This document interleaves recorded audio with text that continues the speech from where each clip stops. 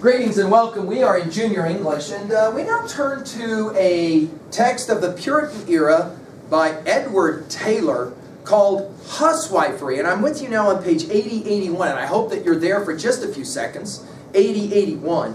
And the first thing that we're going to do is to point out Edward Taylor's dates. Notice 1642 to 1729. Go ahead and just write 1700 down there, and that'll give you kind of a good sense of that. All right?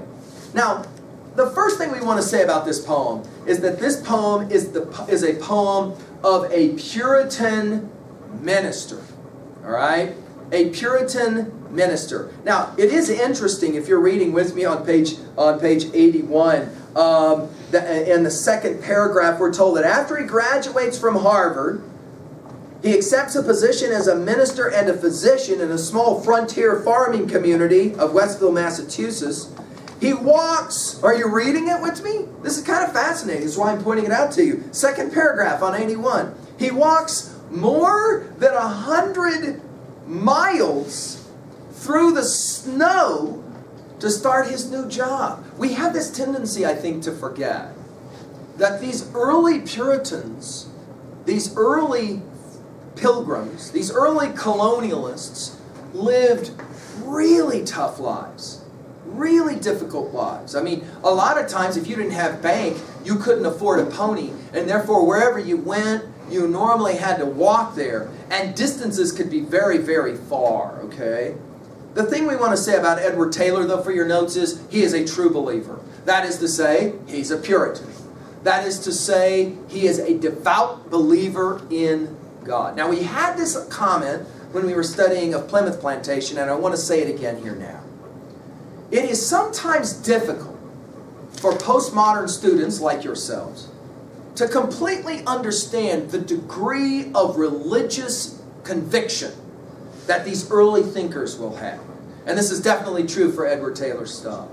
He is going to write poems, but he's going to write poems to God, about God, for God. These are going to be deeply religious poems that will speak to levels of religious enthusiasm. Okay? Now, this is a whole lot more than just simply going to church on Sunday. A whole lot more. These people's lives are completely immersed in a religious worldview that is Christian. Completely in every way. Okay? And Edward Taylor, as a minister, is often going to speak about the need to see the world in this way. For Puritans then, and you might want to write this down in your notes, for Puritans then, no distractions allowed. No distractions. Entertainment, a distraction. Lots and lots of joy outside of going through religious observances, distractions. And therefore, potentially dangerous. Because entertainment and distractions can take one away from the conviction of the importance of religious action.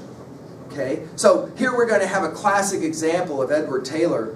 He's going to be writing a poem, and he's going to be writing a poem in which he does something quite fascinating. Now I'm with you on page 80 under literary analysis.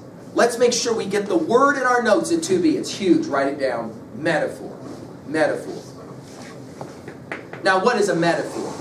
A metaphor is an understanding of trying to compare. Okay, so this is what we mean by metaphor.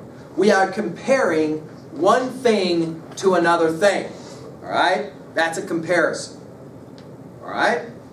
So for example, if you want to say about, the guy breaking up with his girl and the girl is crying and the guy's not even crying, and you were to say he was a stone, by that we mean rock hard. That means he doesn't have any interest in showing any emotion or tears. We're not actually saying he's a physical stone. We're talking about emotionally he's stony, hard, right? But that comparison is what we call a metaphor. By the way, if we were to inject the word is like, that guy is like a stone, then we've made a comparison that we call a simile. S-I-M-I-L-E. Metaphor and simile have a tendency to go together. But I'm going to have you write down another word in 2B. And it's the word that's so important to this poem, and it's listed there. It's called a conceit. Do you see that word? Make sure you write that word down on page 80. Do you see that word? A conceit. Now, if somebody says about you, you're so conceited, what does that mean? You think you're really a big deal when probably you're not. That's the word conceit. This is a different word, though. The word conceit means simply a metaphor that runs extended through a work. In other words, it's more than just a single, he is a stone, to actually writing a whole bunch of lines where this word picture of a metaphor, a comparison, goes on and on. Now, a classic example of this is Huswifery. I'm with you now on page 82. Huswifery on page 82. Now, in this poem, we are going to have a man, Edward Taylor, we can assume, expressing his deep conviction and belief in God. Okay? Now, you can see the juxtaposition of Huswifery as being husband and wife, right? You can see that together. But this poem actually doesn't have anything to do with husbands and wives. It has to do with, are you ready for this? And you want to write it down. And see, your textbook is trying to help you a little bit. What is coming off of the Y at the end of Huswifery, the word? See, do you see that? Your textbook's actually giving you a heads up to what this poem is going to be about. For your notes, sewing. Do you see it? It's a needle and thread. Do you see it? A needle and thread. Okay? So you want to write down right away at level 1. This is a poem where you're going to have an extended word picture or metaphor of comparison, where we're going to be mentioning spinning, weaving, and tailoring. Right? Spinning, weaving, and tailoring. Now see, this is kind of bizarre to most of our students today, right? Because how do you get the garments that you're wearing right now? Dude, you walked into a mall or in a store, you walked into Walmart or whatever, and you bought the garment ready-made. It doesn't normally occur to students today that the shirt you have on right now was actually put together by multiple people. Think of this. The shirt you have on made of cloth is made of string. That string had to come from somewhere. But wait a minute. Once the thread is made, put together, weaved in some way, you still don't have a shirt until the actual string is sewn into a shirt. Got me? And then, of course, can be marketed and sold in some store where you bought it. Somebody had to go through the process of making that stuff. Of course, in Puritan days, much of the time, you make your own clothes. You sew those clothes.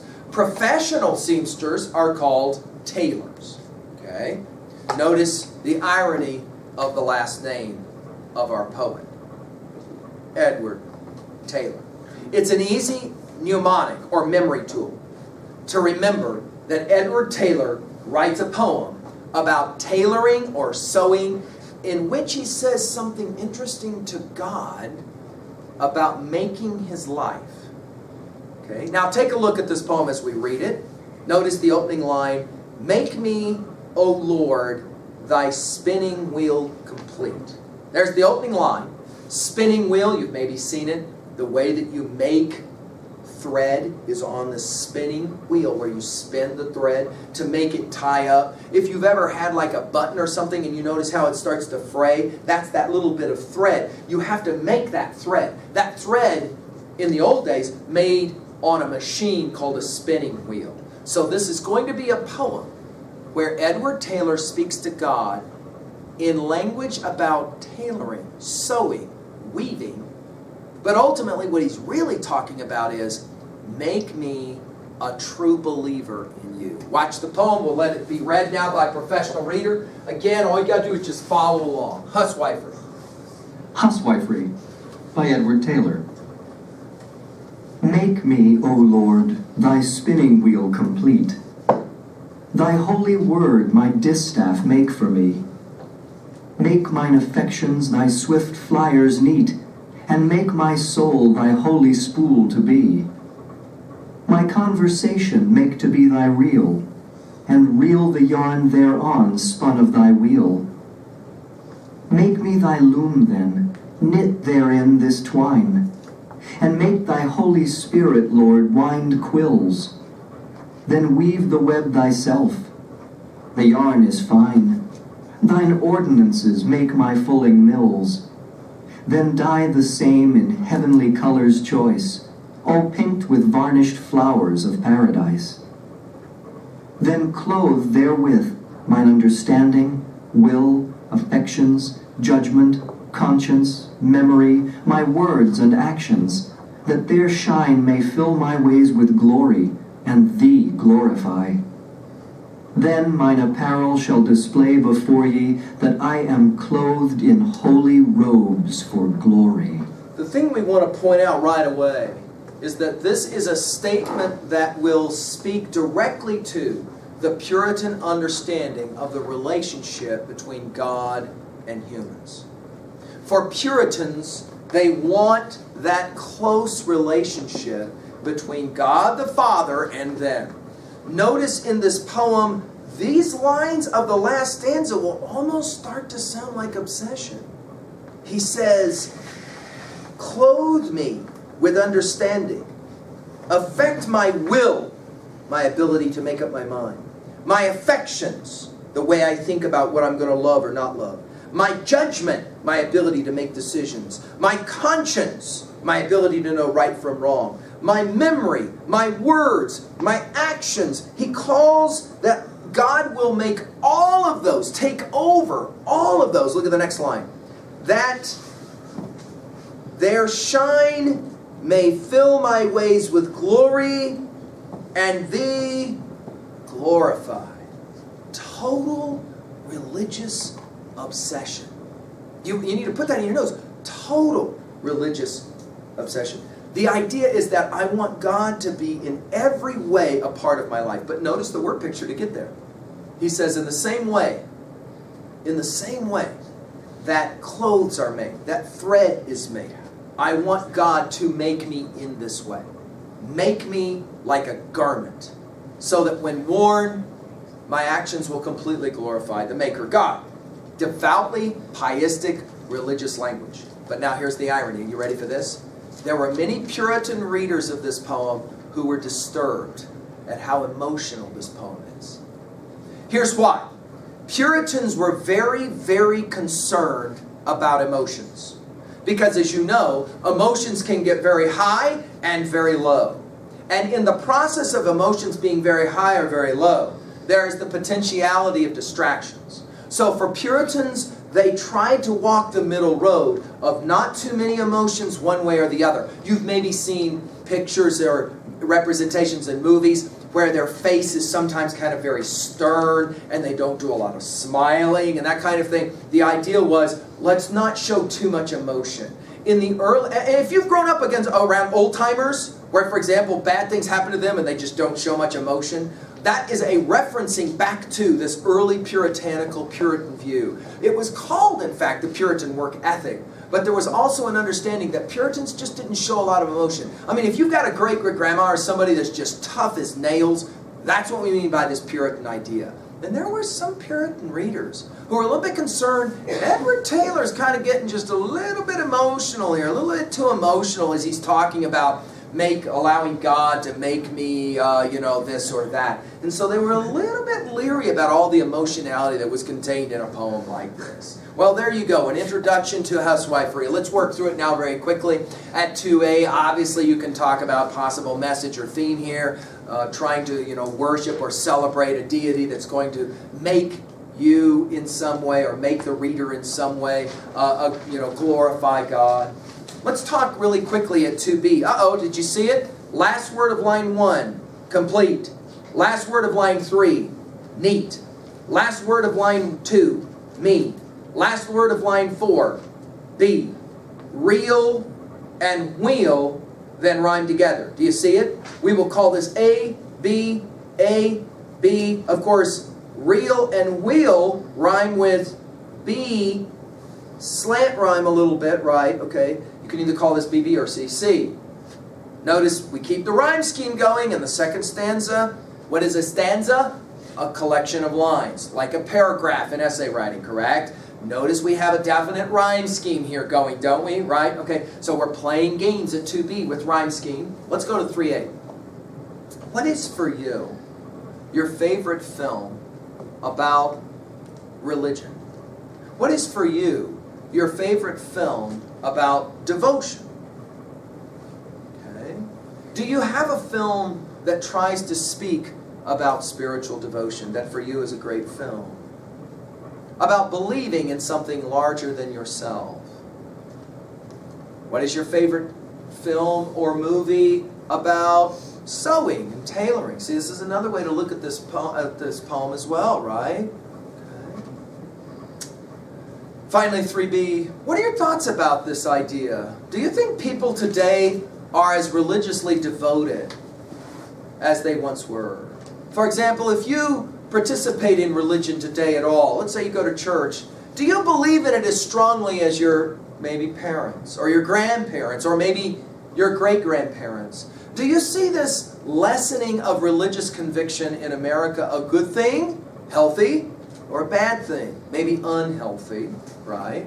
For example, if someday you're a mom or a dad of a kid, will you want that kid to have any exposure to religious views? Will you want that young person to go, for example, to some kind of house of worship or some kind of Friday or Saturday or Sunday religious experience? Will that matter to you? Or will you make a conscious decision to not do that? And why either way? Okay?